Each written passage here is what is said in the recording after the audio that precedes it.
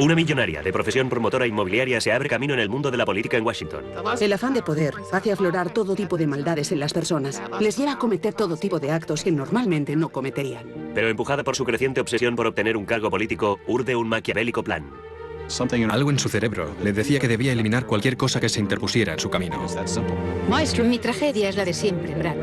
Seguir trabajando duro es lo que he hecho toda la vida. Solo lo hizo para tener un cargo público. Sé que suena demencial y fue demencial. La ambición desmesurada de una menuda millonaria la empujó a cometer un crimen. Pero, ¿quién sería su víctima? Descúbranlo esta noche en Poder, Privilegio y Justicia. El 9 de junio de 1997, Ruth Ann Aron, antigua candidata al Senado de Estados Unidos, promotora inmobiliaria y millonaria, llegó a un hotel Marriott en Gaithersburg, una comunidad residencial de Washington, D.C., Maryland. Entró decidida en el vestíbulo y dejó misteriosamente $500 en la recepción antes de desaparecer por la puerta.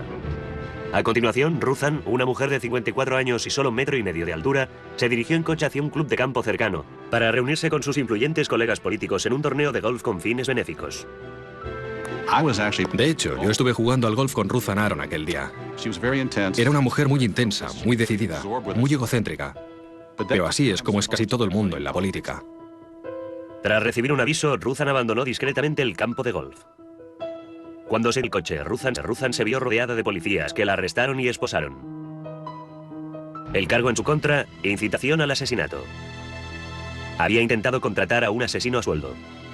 Llegué a casa y me encontré con un mensaje en el teléfono de uno de los canales locales de televisión. ¿Qué opinas sobre Ruth Ann Aron? Pensé que me estaban preguntando sobre sus posibilidades en la campaña electoral del condado y dije que seguramente tenía bastantes probabilidades de ganar, pero me dijeron, no, estamos hablando de su detención hoy, acusada de intento de asesinato, de un asesinato a sueldo. Me quedé completamente helado, creí que era una broma.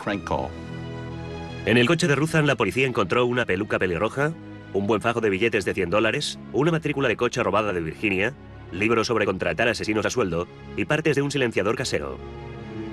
Quizá perdí la cabeza, dijo Ruth Ann a los detectives. Al caer la noche, Ruth Ann Aron, la acomodada y triunfadora política, conocida en toda su comunidad como una mujer ambiciosa y sin pelos en la lengua, estaba ya entre rejas.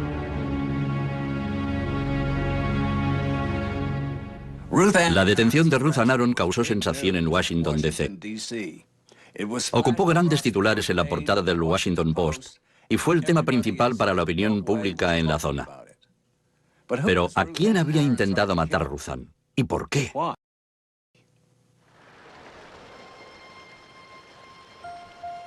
Nacida en 1942, Ruth Ann creció en las estribaciones de los montes Catskill de Nueva York.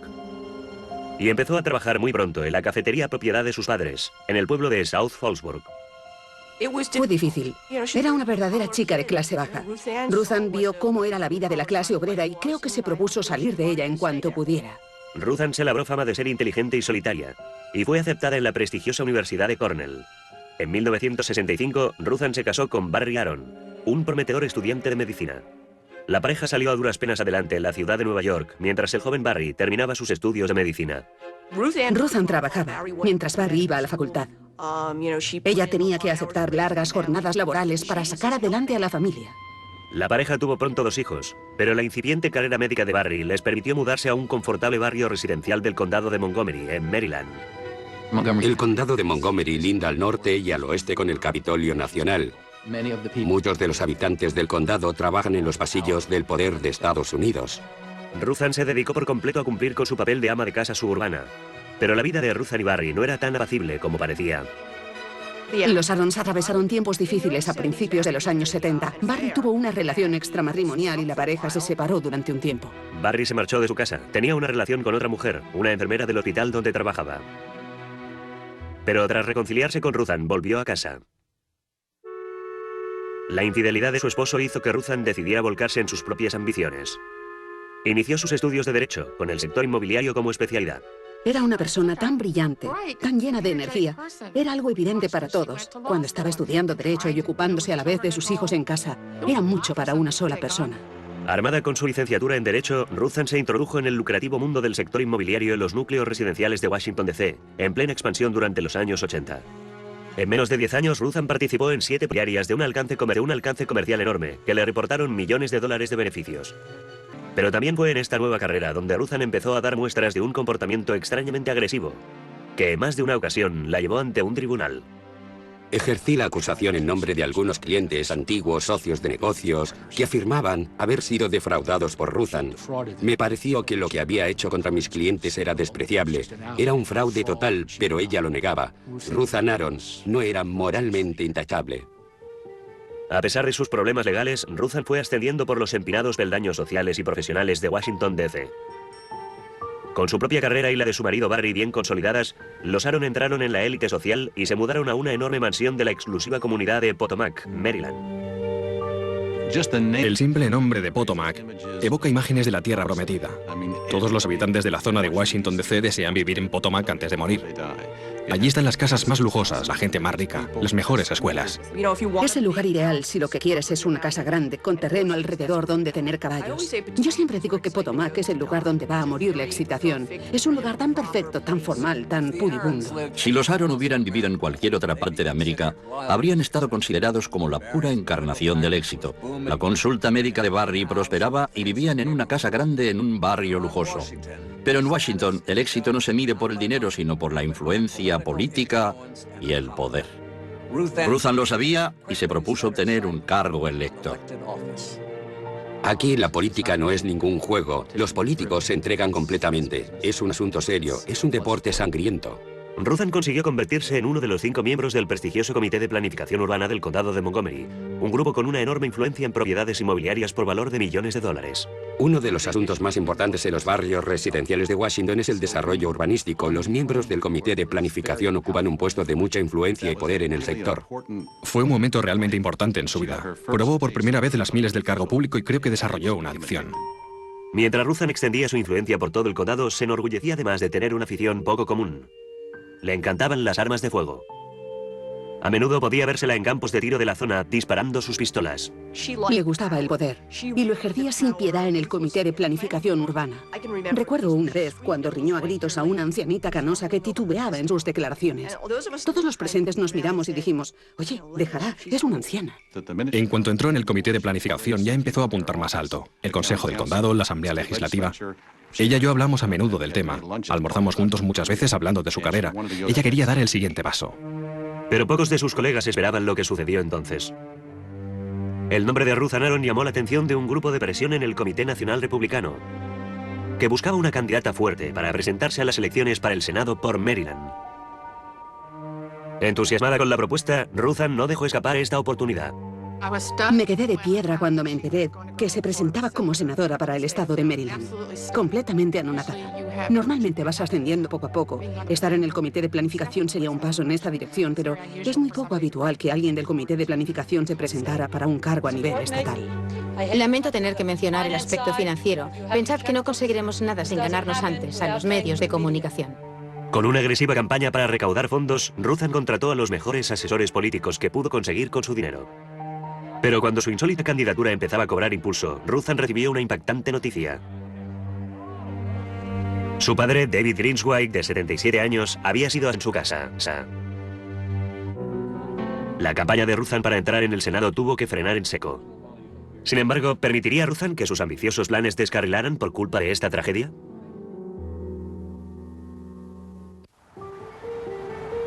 En los últimos días de agosto de 1994, Ruthann Aaron, una promotora inmobiliaria millonaria, estaba en el punto de partida de su campaña como candidata al Senado estadounidense por el estado de Maryland. Hemos llegado esta mañana a Baltimore, donde hemos recibido una entusiasta bienvenida. Pero justo cuando su campaña empezaba a calentar motores, Ruthann se enteró de que su padre, David Greenswag, había sido asesinado.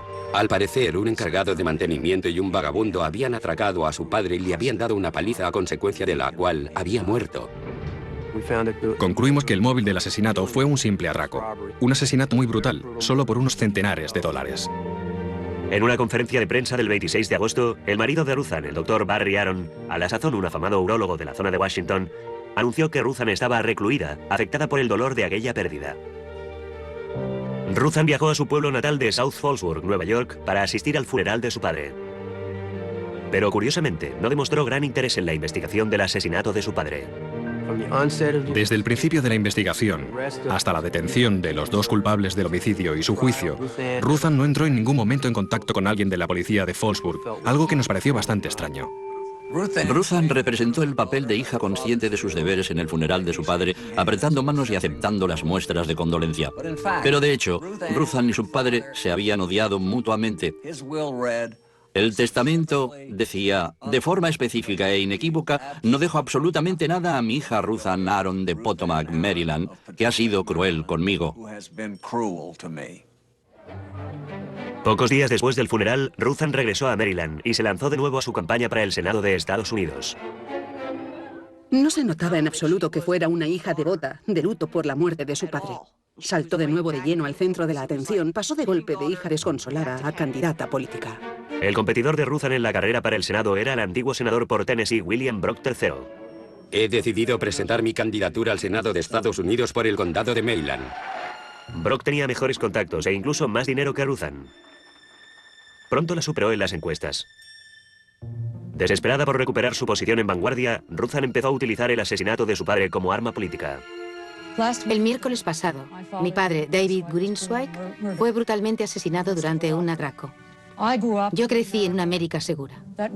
¿Qué es lo que nos está pasando? Con la popularidad de Ruthann disparándose en las encuestas, su campaña empezó a incluir ataques a su contrincante. Según una encuesta publicada por el Baltimore Sun, la gente preferiría competir contra Bill Brock que contra mi candidatura, y lo comprendo perfectamente. Bill Brock ha trabajado para 5 gobiernos extranjeros y este año se presentó para Tennessee. Eso es política. Yo no soy política, soy un empresario. Brock, a su vez, contraatacó en una conferencia de prensa acusando a Ruthann de haber sido condenada por fraude en la década de los 80. El Baltimore Sun publica que mientras estaba tan ocupada enriqueciéndose con la especulación inmobiliaria, Ruthann Aron se olvidó de atenerse a la ley.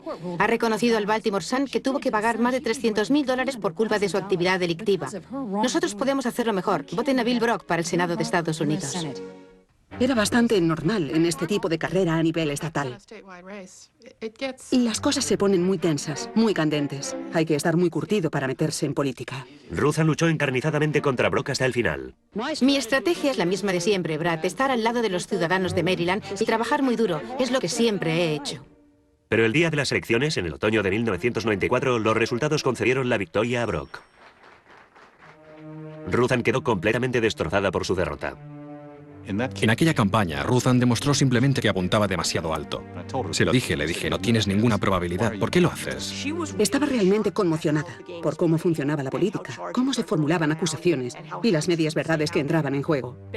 Barry Aron decía de ella exquisitamente sensible, y alguien exquisitamente sensible no debería competir a este nivel. En el club de la política en Washington se supone que el candidato perdedor en unas primarias cederá elegantemente el paso a su contrincante del mismo partido y muchas veces incluso terminan haciendo campaña para el ganador. Pero Ruthann no tan solo no apoyó a Brock, sino que presentó una querella contra él. La única cosa en la que los políticos americanos destacan de veras es en su capacidad para perder elecciones, pero ella no se resignó. Ruthann se creyó contra Brock por difamación, afirmando que había arruinado su reputación al decir que había sido condenada por fraude. En realidad, Ruthann había sido objeto de una demanda civil por sus antiguos socios y había perdido.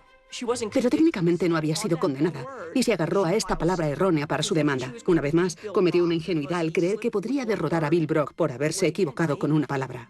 En la causa por difamación, el antiguo enemigo número 1 de Ruthann, el abogado Arthur Kahn, describió en su declaración sus batallas legales contra Ruthann en la década de los 80. Explicó cómo Ruthann había supuestamente defraudado a sus clientes, 2 de sus antiguos socios en la empresa inmobiliaria, por valor de $300.000. Estaba sentado en el estrado de los testigos. Recuerdo que la miré y ella me lanzó una mirada asesina. Como si sus ojos me estuvieran disparando flechas. Al parecer me odiaba. Yo no la odiaba a ella, simplemente no me gustaba ni me infundía respeto. Arthur Kahn disfrutó especialmente hundiéndola y ella no lo olvidaría nunca. Debido en parte al testimonio de Arthur Kahn, Ruthann perdió su demanda. Con su carrera amenazada, las cosas también empezaron a torcerse en su vida privada. Su matrimonio con Barry, ya frágil de por sí, se estaba desmoronando. Les veías a veces en actos benéficos del condado de Montgomery y parecían la perfecta pareja feliz y triunfadora, que lo tenía todo controlado, incluso una casa en Potomac. Pero si arañabas un poco la superficie, te encontrabas con cosas bastante raras debajo. La relación de Ruthan y Barry empeoró radicalmente en Halloween de 1995.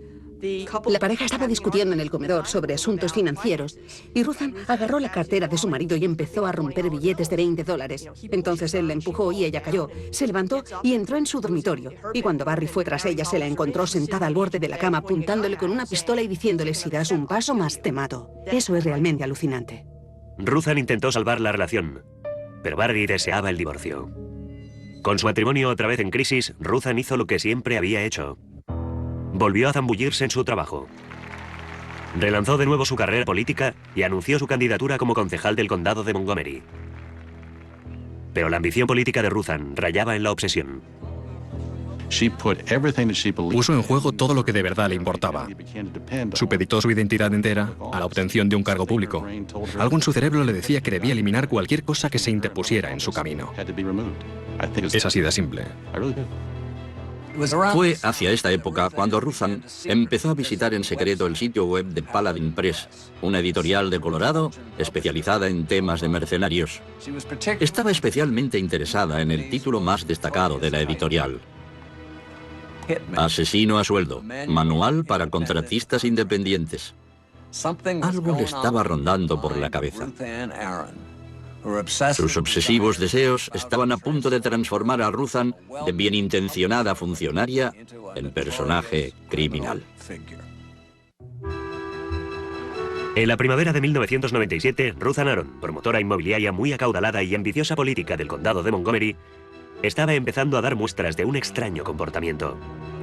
En plena campaña política para el prestigioso cargo de concejal del condado de Montgomery, Ruthan entró en una tienda de artículos para el hogar y compró 2 silenciadores de cortacéspedes, elementos que suelen emplearse para fabricar un silenciador de pistola casero. Compró un libro de Paladin Press, cómo hacer un silenciador casero. Vamos, algo de interés común para cualquier ama de casa. Al mismo tiempo, el deteriorado matrimonio de Ruthan con Barry Aron iba de mal en peor. Convencida de que se relacionaba con otras mujeres, hacía años que a Ruthan no le permitía dormir en el dormitorio de su mansión en Potomac. Sabemos que era pasivo-agresivo por las cosas que hacía. Se supo que había escrito una nota a su mujer con un bloc de papel con el membrete de un fármaco. En la nota Barry decía: pienso tener una amante si me da la gana. Y si no te gusta, puedes pegarte un tiro en la cabeza. Entre los juegos psicológicos de su marido y la ambición desbordada de Ruthan, la situación estaba abocada al desastre. Una cálida mañana de junio de 1997, un empresario local llamado Billy Mossburg estaba desayunando en un hotel de Rockville, Maryland. Al dirigirse hacia la puerta, se topó con una conocida, Ruthan Aron. Me dijo: si necesito hablar contigo, ¿puedo llamarte este fin de semana? Le contesté: claro. Propietario de una gran planta de tratamiento de residuos en una comunidad alejada del centro urbano, Billy era uno de los personajes más polémicos de la zona. Era un personaje muy conocido en el condado de Montgomery y no tenía pelos en la lengua. Era un iconoclasta, una especie de rebelde. Había estado enzarzado en un conflicto con el condado a causa de su empresa. Tras la experiencia de su conflicto con las autoridades locales, Billy no quería saber nada de políticos ni gente en el poder. Pero cuando recibió una llamada de Ruthan, aceptó encontrarse con ella a regañadientes. Le dije: hay un lugar en esta misma calle que se llama J.J. Moultons. Podríamos encontrarnos allí. Yo solo pensaba en las carreras de coches NASCAR que daban aquel día. Sentado en el reservado, enfrente de Ruthan Aron y con la mirada fija en la pantalla del televisor, Billy solo la escuchaba a medias, hasta que oyó una asombrosa petición. Empezó a decir que creía en la máxima de por ojo. Dijo que quería eliminar cierta gente. Estaba decidida a hacerlo. Y yo me di cuenta, pensé: esta mujer lo dice realmente en serio. Quiere matar a alguien. Ruthan quería que asesinaran a alguien y pidió ayuda a Billy. No le dijo en ningún momento el nombre de la supuesta víctima, pero su petición asustó a Billy. ¿Por qué demonios me lo pediría a mí? No tengo ni idea, pero ¿de qué va todo este asunto? Yo había tenido ciertos roces con las autoridades locales y empecé a pensar: esta mujer está metida en política. Esto debe ser una trampa. Presa del pánico, Billy corrió a su casa para reflexionar sobre lo que debía hacer.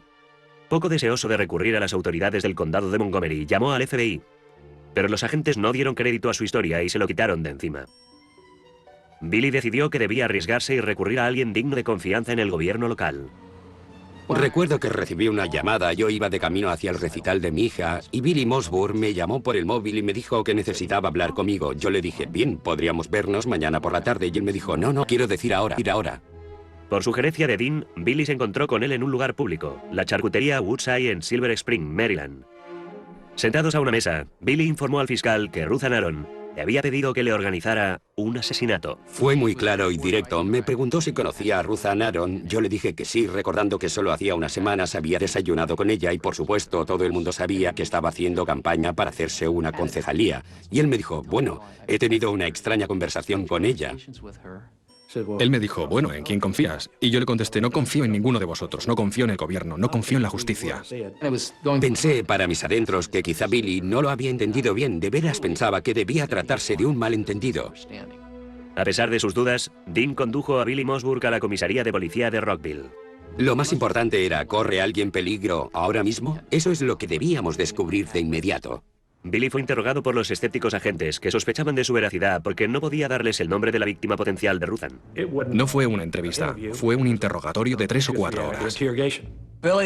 Billy Mossburg tenía tanto miedo de terminar en la cárcel por una supuesta acusación falsa contra Ruthann que durante una pausa se fue a un bar cercano y pidió 2 hamburguesas de queso extra grandes, pensando que sería su última comida en libertad. Teníamos que asegurarnos si todo lo que Billy decía era cierto, entonces teníamos que interponer una acción judicial contra Ruthann Aron. No íbamos a cubrirle las espaldas. El sargento me preguntó, ¿estás dispuesto a ayudarnos? Y yo le dije, porque si no, iba a estar aquí. Le hicieron subir a su propio coche, le pincharon el móvil y le dijeron que llamara a Ruthann Aron. Lo hizo. Y ellos escucharon y pronto se desvanecieron sus dudas. Ruthann. Billy. Hola, Ruthann, ¿qué tal estás? Muy bien, encantada de hablar contigo. ¿Hay tan poca gente con la que puedas hablar de veras? Estaba pensando sobre aquel tema que discutimos el otro día. Sí, ¿quieres que volvamos a encontrarnos este fin de semana? Ruthann le dijo a Billy que quería verle de nuevo para seguir planeando el golpe.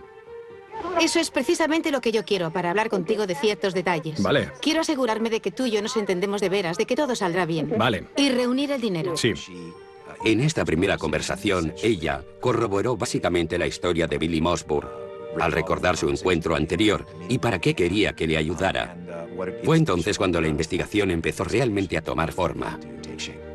La policía se dio cuenta de que debían actuar con celeridad. Ruthann Aron quería matar a alguien. Pero ¿quién era la supuesta víctima? ¿Y por qué quería asesinarla? En la primera semana de junio de 1997, la promotora inmobiliaria millonaria y conocida candidata a una concejalía del condado de Montgomery, Ruthann Aron, había entrado en contacto con un empresario local llamado Billy Mossburg y le había pedido que organizara un asesinato. Estaba buscando un asesino a sueldo y recurrió a Billy, pensando que era de su propia cuerda. Solo conocía a esa mujer de haber estado con ella unos 20 minutos y de repente se presenta y me pide que sea un asesino a sueldo. Algo no encajaba en esta historia. Temeroso de que se tratara de una trampa, Billy se dirigió a la policía en secreto. La policía indicó a Billy Mossburg que organizara otro encuentro. Seguramente cundió la inquietud cuando Ruthann insistió en encontrarse con Billy en el campo de tiro local. La policía tenía una camioneta de vigilancia en el campo de tiro y Billy llevaba un micrófono. Esperaban que Ruthann no lo descubriera.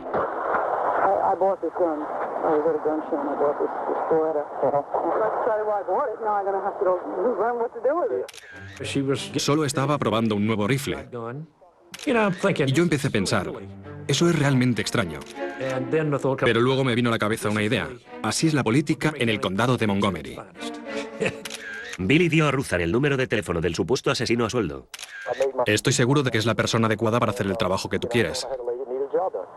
Pero ¿cómo sabes que podemos fiarnos de él? Bueno, yo me fío de él.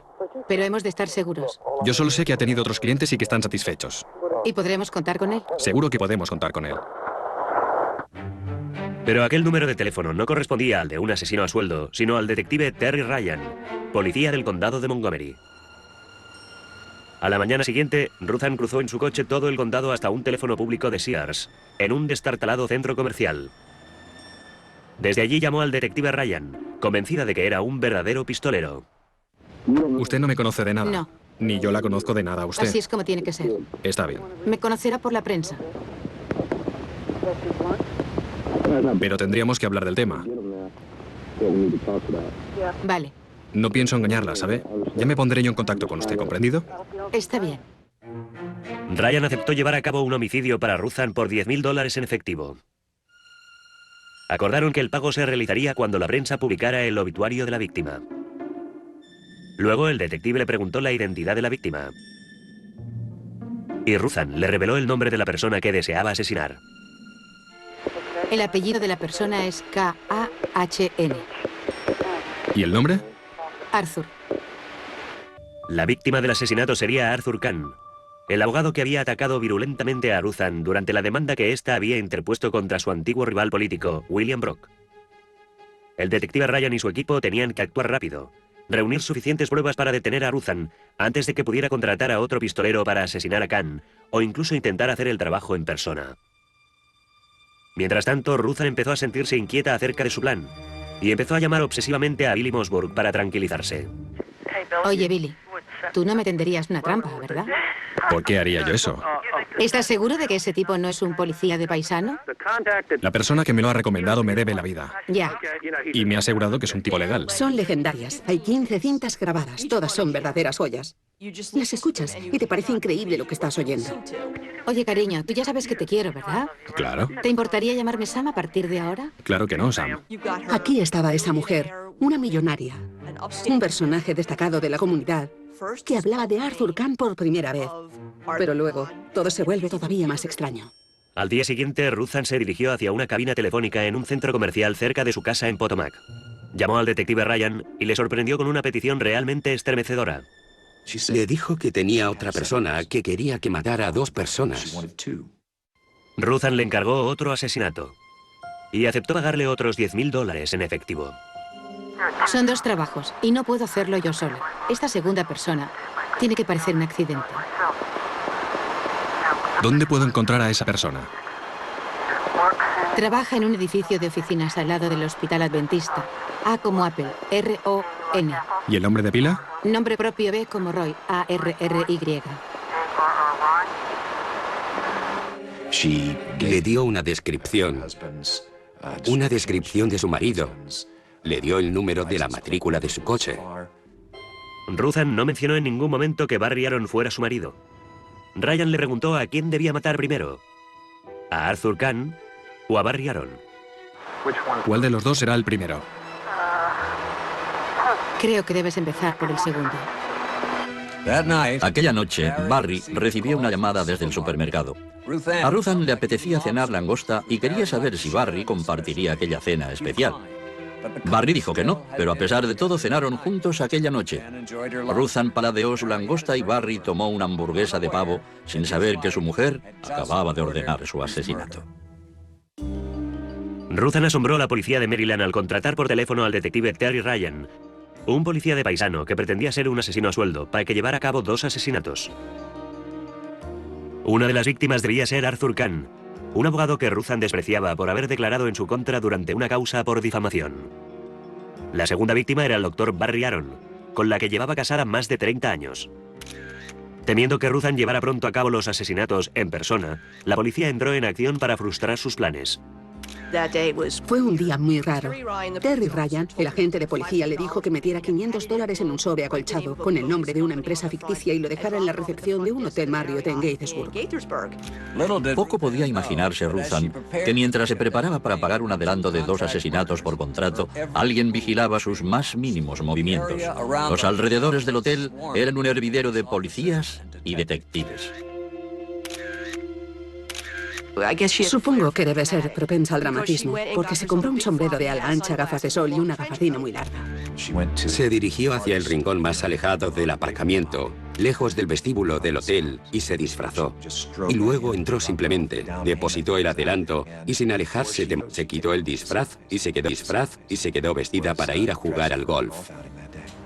Tras dejar el adelanto para los asesinatos, Ruthan se dirigió hacia el campo de golf. Se fue a jugar al golf con amigos suyos del comité de planificación, charló con ellos y se comportó como si no pasara nada especial en su vida. Estuvimos todos allí reunidos antes del partido, y ella repartía apretones de mano como un político. Era amable, no parecía sucederle nada especial, y se marchó temprano. El detective Ryan llamó a Ruthan por última vez. Recibió una llamada del policía para asegurarse de que era realmente este su encargo. Dijo, ya tengo el adelanto.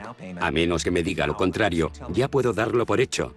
Y ella le contestó con voz muy tranquila. Le dijo que eso era lo que quería. Bueno, estamos de acuerdo entonces. Sí, Dentro de un par de semanas la llamaré para hablar del siguiente paso. de acuerdo. No tardaré mucho, tendré que largarme pronto. Muy bien. Nos pareció ser una prueba irrefutable de que se trataba de una tentativa de asesinato por encargo, planificado con toda tranquilidad y sangre fría. Cuando Ruthan se dirigía hacia su coche, la policía se adelantó y la detuvo. Con Ruthan detenida, los detectives empezaron a reunir todas las pruebas en su contra. Cuando la detuvieron, nadie podía creer que se tratara de ella. Tenía que haber algún error. La policía debía haberse equivocado. Pero en el coche de Ruthan encontraron numerosos indicios de sus intenciones asesinas. Los investigadores incluso sospecharon que quizá tuviera la intención de llevar a cabo los asesinatos ella misma. Creo que no hay duda de que había pensado en hacerlo ella misma, pero no supimos lo avanzado de estos planes hasta que registramos su hogar. La policía entró rápidamente en la mansión de Potomac de los Aaron. En el armario de Ruthan encontraron un gran rifle de asalto militar. Cerca, un trozo de papel con 3 nombres escritos: Barry Aaron, Arthur Kahn y John Harrison, otro abogado que había testificado contra Ruthan en el pasado. Pensaba que también se interponía en su camino y que tenía que librarse de él. La policía supuso que era la lista de asesinatos de Ruthan. Lo más curioso de todo fue el hallazgo de un recipiente de farmacia lleno de un extraño polvo blanco. Enviaron el frasco al laboratorio de la policía para que lo analizaran. Entre otros intentos para armar el rompecabezas, los detectives preguntaron a un atónito Barry Aaron si recordaba algo especialmente extraño que hubiera sucedido recientemente en su casa. El doctor Aaron nos contó una historia muy curiosa. Una noche ella se ofreció a prepararle su plato favorito a base de chile. Observó que añadía un ingrediente blanco al plato, pero supuso que sería alguna. Ella no probó la comida. Él tomó un par de raciones, entonces se había sentado en una tumbona y se había quedado dormido hasta las 9:30 del día siguiente. Al despertar dijo que se sentía como si le hubiera atropellado un camión. El laboratorio confirmaron las sospechas de los investigadores. El recipiente contenía una mezcla potencialmente letal de fármacos. La fiscalía añadió intento de asesinato a los cargos contra Ruthan. La noticia de la receta de chile supuestamente letal de Ruthan se extendió como un reguero de pólvora entre la prensa local. El Washington Post publicó un titular calificándolo de Chile, alarma roja de Ruthan. En pocos días, Ruthan había reunido el mejor equipo de abogados que el dinero podía comprar. No voy a andarme con rodeos. Como abogado debo decir que esta mujer está enferma. Necesita ser ingresada en un hospital. Ante las apabullantes pruebas de la culpabilidad de su cliente, el letrado principal de la defensa, Barry Helfand, se escudó inmediatamente en su inestabilidad mental. Tenía dinero, por lo tanto dimos por supuesto que su defensa estaría muy bien preparada. No estábamos seguros de qué dirección tomaría, pero al final vimos que se basaría en el estado mental de la acusada. Era totalmente inverosímil una persona que el día antes estaba tranquilamente jugando al golf, totalmente serena y normal, y de repente se decía que estaba mal de la cabeza. No está loca. No es buena persona, pero no está loca. Y si no fuera por su dinero y su abogado, esto no estaría sucediendo. Creo que algo debió hacer clic en su cabeza. Perdió por completo la razón. Ahora la cuestión es, ¿cuál es el estándar legal de la demencia? ¿Se aplicaba en este caso? Quiero decir, ella no andaba babeando por ahí, no se arrastraba por el suelo. Pero en mi opinión había perdido por completo la razón. El proceso judicial más sonado en la historia del condado de Montgomery estaba a punto de empezar y todo Washington se preguntaba lo mismo. ¿Podría Ruthan convencer a un jurado de que estaba realmente loca? Ruthan Aaron estaba a punto de comparecer ante un tribunal acusada de 2 tentativas de asesinato por encargo. El equipo legal que asumía su defensa presentó una sucesión de costosos expertos psiquiátricos que certificaron su inestabilidad emocional. La defensa afirmó que Ruthan sufría un trauma psicológico causado por los abusos de su padre cuando era pequeña. Todo el proceso terminó siendo una especie de batalla entre médicos. La fiscalía presentó 4 doctores. Ruthan Aaron contrató a 8. Y todos y cada uno de ellos apuntó un motivo distinto por el que Ruthan podría haber hecho algo como eso. Un doctor que testificó para la defensa afirmó que Ruthan tenía una segunda personalidad a Alex Anders, porque había encargado sus libros sobre mercenarios bajo este nombre. Nadie pretendía negar que Ruthan no tuviera ciertos problemas mentales, pero la enfermedad mental no exime automáticamente de la responsabilidad criminal. No es una defensa automática. Tras 6 semanas de testimonios, la causa terminó de repente en proceso nulo porque un solo miembro del jurado, que se negaba a declararla culpable, impidió llegar a un veredicto. Pero los problemas legales de Ruthann no se habían terminado, ni mucho menos. Inmediatamente la fiscalía llevó de nuevo el caso ante un tribunal, en un segundo proceso. Justo antes de que el jurado se retirara a deliberar, Ruthann cambió su declaración y decidió abandonar la lucha. Poniéndose por completo en manos del tribunal y confiando en su clemencia, Ruthann abandonó su defensa basada en la enajenación mental y decidió no refutar la acusación, admitiendo así implícitamente su culpabilidad. Supongo que decidió que había llegado el momento de izar la bandera blanca, intentar salvar algo de todo aquello. El 20 de 1998, Ruthann fue condenada a 3 años en la penitenciaría del condado, además del tiempo ya pasado en detención. Aunque se habían retirado los cargos de intento de asesinato, supuesto envenenamiento de su marido Barry, Ruthann siguió batallando. Incluso... A pesar de estar en la cárcel, Ruthann no quería renunciar al cargo en el comité de planificación. Apreciaba. Se negó a renunciar a su cargo y obligó al comité a hacer una audiencia pública para votar su destitución. En medio de su proceso de divorcio, todavía en marcha, el marido de Ruthann, Barry, presentó una demanda civil adicional por valor de $7,5 millones contra Ruthann por daños emocionales. Ruthann contraatacó demandándole por $24 millones, porque, según afirmó, Barry le había recetado dosis abusivas de fármacos adictivos como Xanax, Valium y Alcion. Los esposos separados cerraron por fin su litigio en 2001 con un acuerdo financiero que no ha trascendido. Para mí, la moraleja de esta historia es equilibrio personal.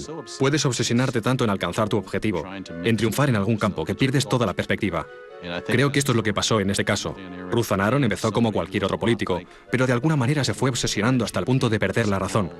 Y al final, tuvo que pagar el precio. Siempre se dice que el poder corrompe. Realmente no valía la pena que Ruthann perdiera toda su humanidad en esta búsqueda del poder. Al final, ya no era la persona que yo había conocido. A finales de 2001, Ruthann salió de la cárcel y se trasladó a otro estado donde vive bajo otro nombre. Pero para algunos, por lejos que esté, el hecho de que Ruthann ya esté en la calle es motivo de gran inquietud. Mucha gente del condado estaba preocupada. Temían que Ruthann, al salir de la cárcel, quisiera resarcirse o vengarse de alguna manera si decían algo negativo acerca de ella. Quizás serían ellos los siguientes en su lista. Sí, es capaz de cualquier cosa. Por todo lo que sé de ella ahora, es capaz de cualquier cosa. No hay día en que no se me pase por la cabeza que esa mujer puede presentarse de repente y que seguramente tengo en mi armario una camiseta con una diana estampada. Cuando pienso en Ruthann Aron, pienso que es la clase de persona que incluso en su lecho de muerte estará maquinando su venganza. Hará cerca de un año vi un coche desconocido en mi garaje, fuera de lugar. Empiezas a imaginarte cosas. Quizás sea ella que ha venido a por mí. ¿Quién hubiera podido imaginar que una menuda y acomodada señora de Potomac sería capaz de infundir tanto temor en toda una comunidad? En la zona de Washington, D.C., el nombre de Ruthann Aron estará para siempre vinculado con este temor. Dominic Dunne, para la televisión judicial.